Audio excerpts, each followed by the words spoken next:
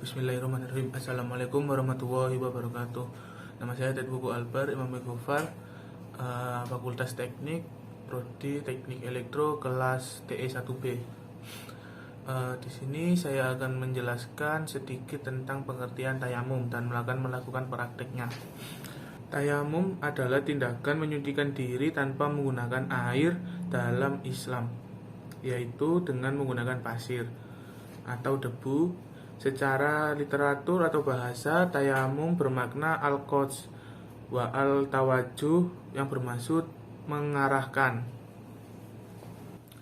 Tayamum diperbolehkan dilakukan hanya bila tidak ada air yang cukup untuk wudhu dan mandi. Tidak mampu menggunakan air, misalnya seperti orang lemah, orang yang dipenjara, atau takut pada binatang buas, sakit, atau memperlambat sembuhnya diri dari sakit tersebut bila terkena air atau menggunakan air itu.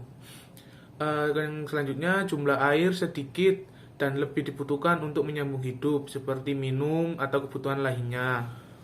Tidak adanya alat untuk menimba air yang ada di sungai, di sumur atau di sungai misalnya.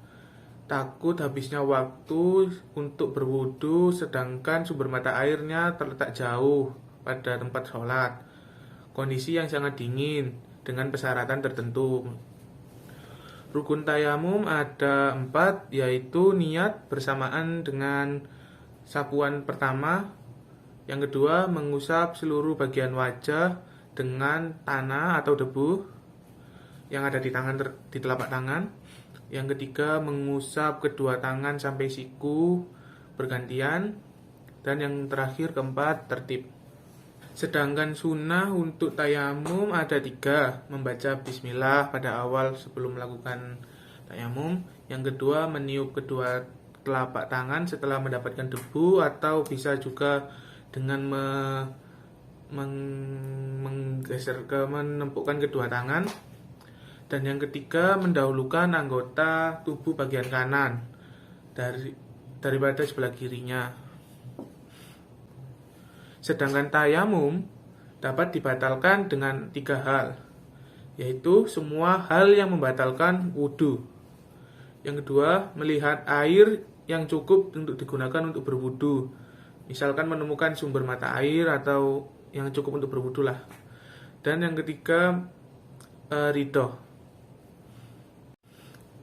Kondisi dan situasi yang dilarangnya melakukan tayamum antara lain berhadas besar. Jika seseorang kedapatan berhadas besar, maka harus mandi wajib dahulu sebelum melakukan tayamum.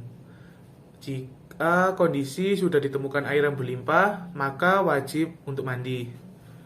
Belum masuknya waktu sholat. Jika masih terdapat celah untuk waktu sholat, maka sebaiknya mencari air terlebih dahulu. Jika sudah mepet dengan waktu sholat, boleh untuk bertayamum. Bertayamum untuk sholat hari raya ataupun untuk sholat jenazah. Jadi dilarang untuk ketiga sholat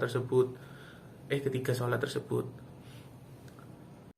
Selanjutnya saya akan mempraktekkan cara bertayamum sebagai berikut.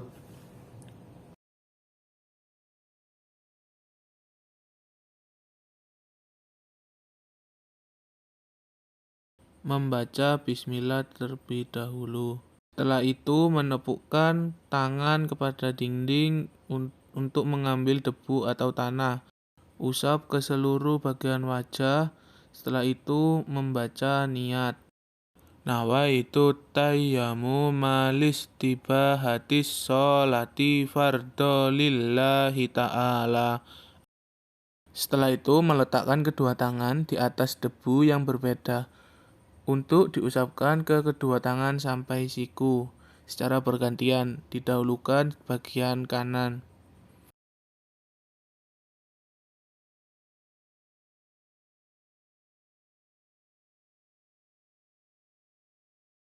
Dan yang terakhir, tertib. Saya rasa cukup untuk penjelasan tayamum dan praktek untuk tayamum.